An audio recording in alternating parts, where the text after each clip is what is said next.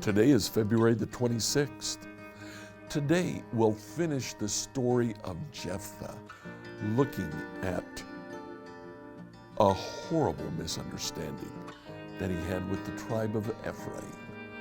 Let's find out together what that misunderstanding was as we study Judges chapter 12. So yesterday, as we looked at the end of the story of Jephthah, we saw him sacrificing his own daughter, thinking that that would please God.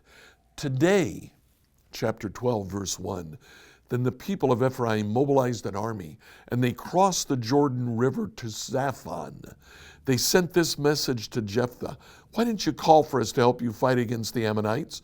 We're going to burn down your house with you in it." Now, if you remember, the Ephraimites said something similar to Barak, but Barak was able to appease them. He said, "Oh, no. You've done much more than I ever did when you killed the two leaders of the enemy." Jephthah was not so ingratiating. Jephthah replied, "I summoned you at the beginning of the dispute, but you refused to come. You failed to help us in our struggle against Ammon. So when I realized you weren't coming, I risked my life, and I went to battle without you. The Lord gave me victory over the Ammonites. So now, why have you come to fight me?" The people of Ephraim responded, "You men of Gilead are nothing more than fugitives from Ephraim and Manasseh." So Jephthah gathered all the men of Gilead and attacked the men of Ephraim and defeated them. After defeating them, it wasn't enough for Jephthah. Jephthah took a crossing at the Jordan River. Now the men of Ephraim all had not a speech impediment, but there are two letters in the Hebrew alphabet that look the same. One is Shin and one is Sin.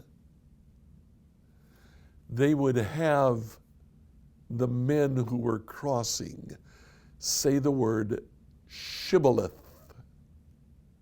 The men in Ephraim did not use the sound sh. And when they tried to say Shibboleth, it would come out Sibboleth. The men of Gilead would know that this was an Ephraimite, and they killed him right there at the crossing. 42,000 Ephraimites died that day. 42,000 of God's people. Now, why does the author want us to understand that?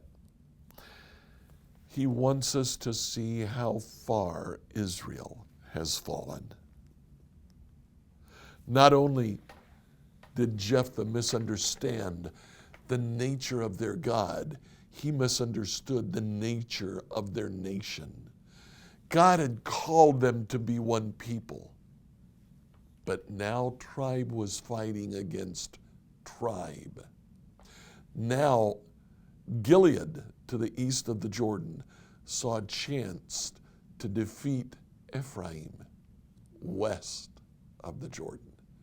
They took it and they defeated them. At the very end of the passage, Jephthah judged Israel for 6 years. When he died, he was buried in one of the towns of Gilead. His reign was not very long. He wanted to rule. He only ruled for 6 years. The author of the book of Judges wants us to see the downward spiral that's taking place.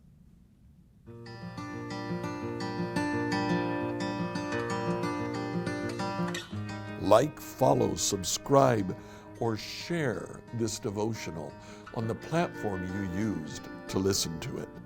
If you have a question for us, email that to questions@becomehope.com. We'll see you on Sunday where we'll talk a little bit more about Jephthah.